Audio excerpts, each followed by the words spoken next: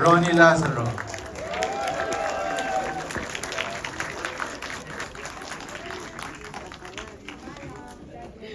Uh,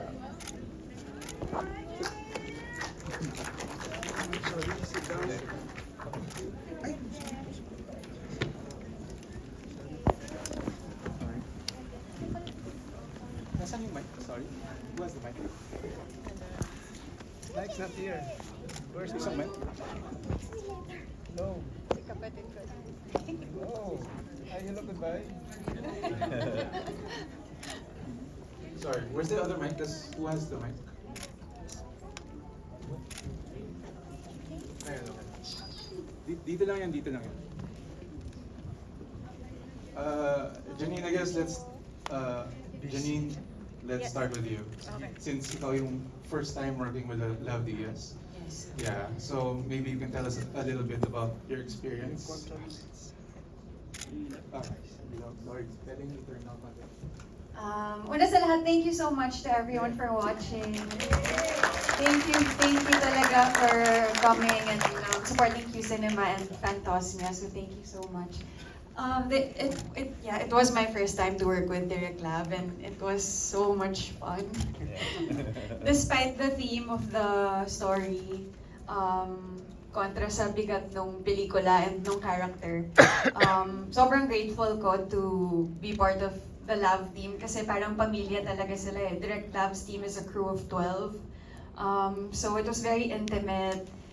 It was really like a family. And behind the scenes, Direct Lab is also very cool and the set is very relaxed and he gives us actors a lot of freedom to just play with the space and do our own take on the story. So masaya talaga and it was also exciting to see it in its completion because we would get the scripts per day and we would go along with the story as we receive the scripts. So there are scenes din na I didn't know na pinatay niya si Master sa oo. So pati ako nagulat nung napanood ko. So sobrang saya nung buong proseso ni Direk Love and it's so much fun to be able to share it now here with you.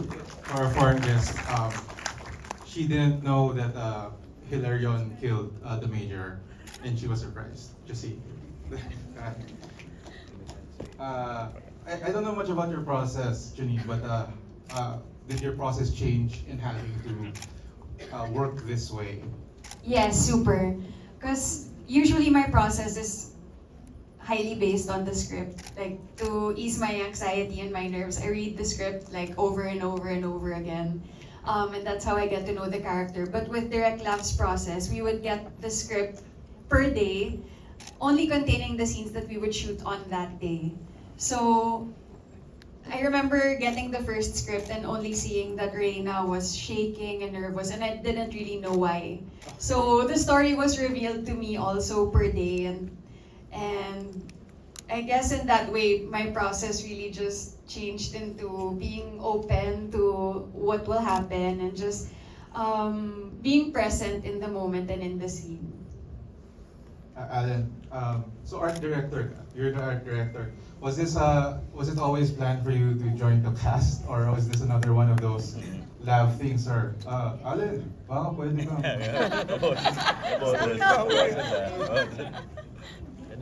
Okay. But how does it feel to be, to be somebody you already have a job, art director? Paano like biglang nasa pelikula na pala ako ulit? Parang lahat ng crew ready na sumalang kasi sabi nga ni parang pamilya. Tapos kung ano yung vision ni Direk, parang shared na sa amin sa crew, sa pamilya mismo. Kaya yung pagsalang sa acting, parang ready na lahat talos. For foreign guests, anybody in Lab's crew has to be ready to step in front of the camera at any time. That they're like a family. Okay. Apology. Yes po. Galing mo, sorry. You're really good at this. Thank you po. This is your third time working with Lab? Parang pang fourth. Fourth time, yeah. So, In working with him over and over again, is there something new you're gaining from each, or is Love still just the consistent Love that we've all known and loved? I think parang consistent naman si Direct Love kung paano yung proseso nung unang beses akong napasama sa pelikula niya. Siguro ang nag-iba lang, ito yung pinakamahabang role ko kasi sa pelikula ni Direct Love. So I think parehas lang yung process namin. Hindi nagbabago si Direct Love mula noon hanggang ngayon. Wow. Yun po. Yeah. For foreign guests, sorry. He hasn't changed, but the difference is this was his longest role in one of Lav's films. Ronnie, you've worked with Lav the longest.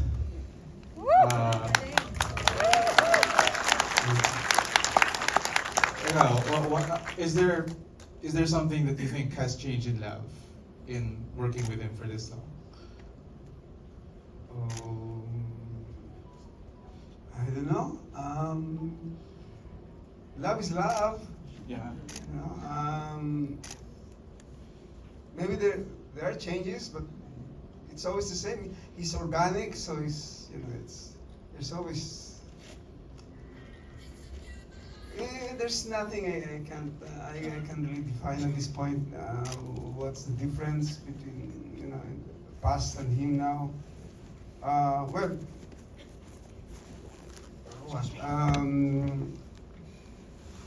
he wrote this, he directs this, he shoot it. He's everything he perceived.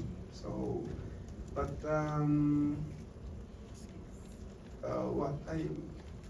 it's the same. To me, it's just the same. I do find that his subject matter recently has really focused on violence and the effect it's had on people who commit violence. You were in also another film where another character was dealing with the consequences of violence. Have you talked to Lav maybe about his current fascination with the violence in the Philippines? I guess as an artist who just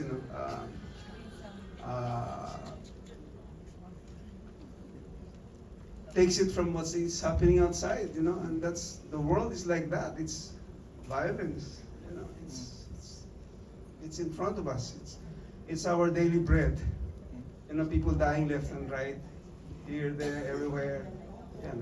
It's insane. People dying. Yeah. At this point, I'd just like to open up to the audience if anybody has a question. Oh, sorry, you're way up there. Pwede meet me halfway para hindi sobrang tagal. No microphone there?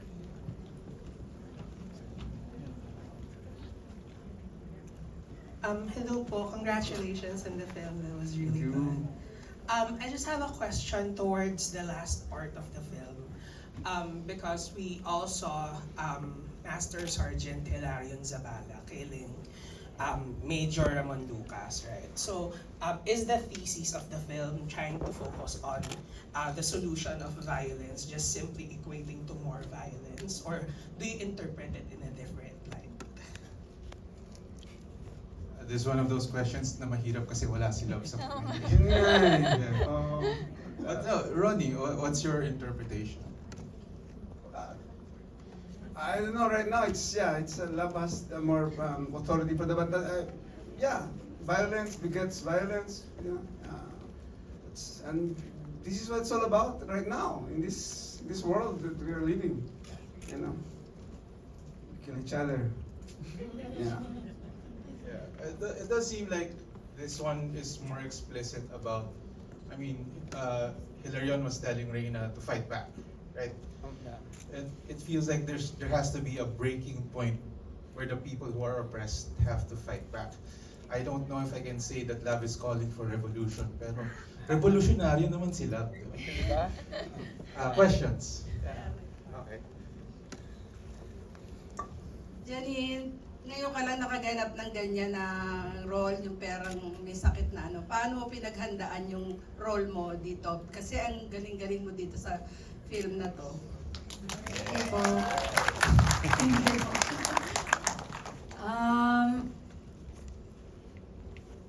Hindi ko po masyadong napaghandaan kasi kung ano lang po yung nababasa ko, doon ko lang din po natutuklasan kung ano yung nangyayari. Pero when it clicked na that what Reina had was like severe trauma and like PTSD, and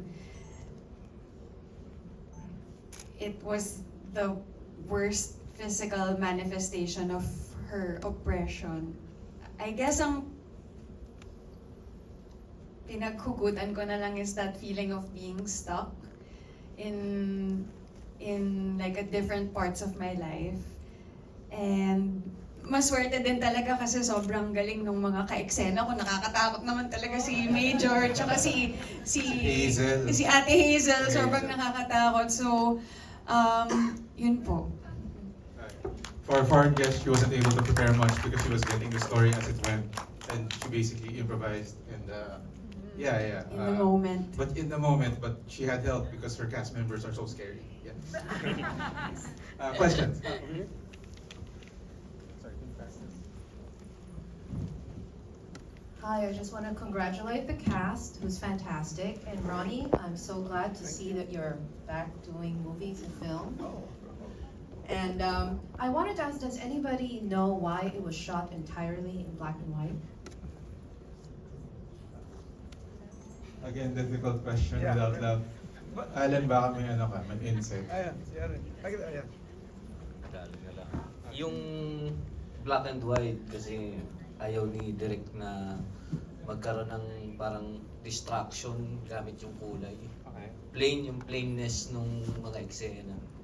Para kung ano yung meaning na gusto niyang palutangin, nandun lang, walang influence ng ibang kulay. Yeah, love doesn't want color to distract you from what's actually happening in the scene. So it's the purity of the mise en scène that really comes through. And that's always been his signature. Black As and white. he's shot in color like maybe twice and not the entire film, Early, something like that. Yeah.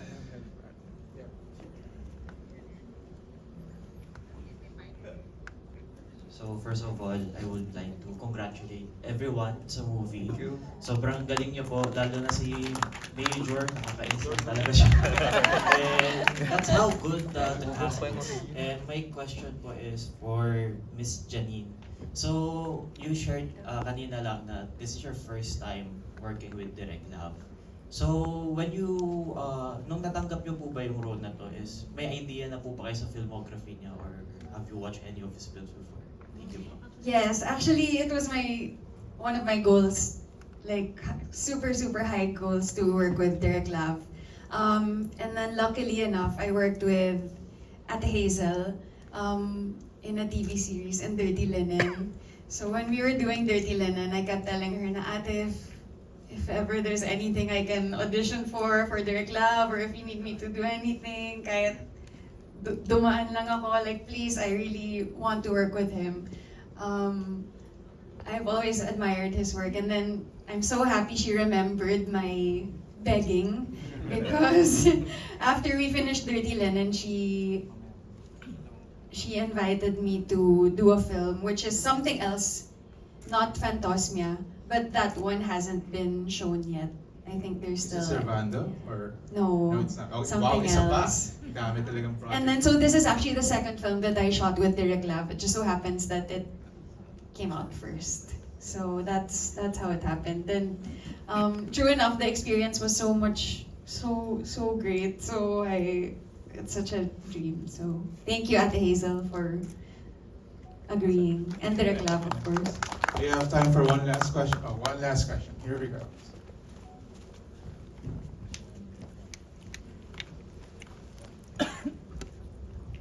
Good afternoon to everybody.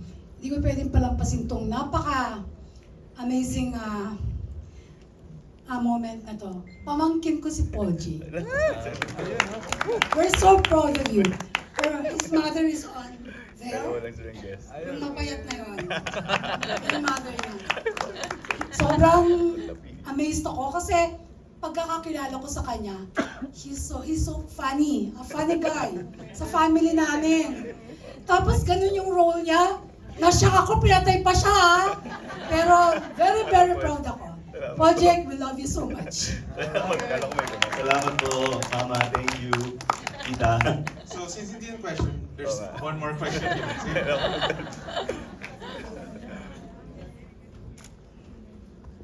Good evening, big fan si Ronnie. Question ko lang yung pag nung title kasi parang may naiwan sa akin na na-recover yung scent mo on that part or still mabaho pa rin dahil ugly society and God smells something. Wala lang. Baka lang alam niyo lang po. Thank you. I didn't even realize it, but partly it was my suggestion to Love that the end scene where I shoot Jake Paul. I said I think we should free already Sergeant Hilarion from that burden of the smell. So if you notice, he wasn't wearing it already. To free himself from that. So yeah. I don't know if I answered your question. Yeah. My actor's choice. Oh, di ba? Okay, we're out of time, everyone. The cast. Maybe there's more. Let's have one more. Okay. My next screening is already going. Shit. Yeah. The cast of Phantosmia. Thank you very Thank you all much. for coming.